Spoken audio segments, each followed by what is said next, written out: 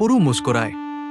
पूछा, आपकी इच्छा का सम्मान करना मेरा धर्म था, किंतु क्या आप संतुष्ट हैं पिताश्री?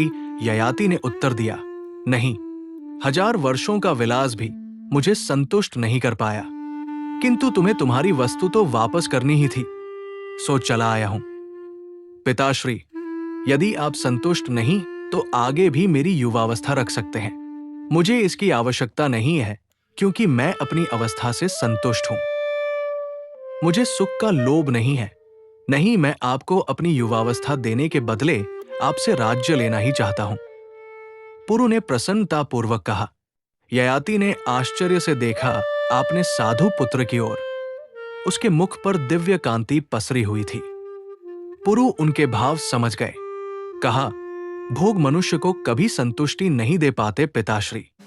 मनुष्य जितना ही अधिक सुखों का भोग करता है, उसकी भोग लालसा उतनी ही तीव्र होती जाती है।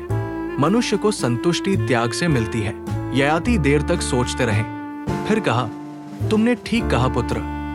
भोगों से मुझे 1000 वर्षों में भी संतुष्टि नहीं मिली, पर अब मैं संतुष्टि चाहता हूं। ये मुझे त्याग से ही मिलेगी। मैं अब ये युवावस्था त्यागना चाहता हूं, तुम इसे ले लो। पुरु ने हंसकर स्वीकार कर लिया। वे युवा हो गए और ययाति बुजुर्ग। ययाति प्रसन्नतापूर्वक वन की ओर चले गए, किंतु समय ने देखा, इस बार भी त्याग पुरु ने ही किया था। शुक्राचार्य के शाप से जब महाराज ययाति एकाएक बूढ़े हो गए, तो उन्होंने अपने 5 पुत्रों से उनकी युवावस्था मांगी।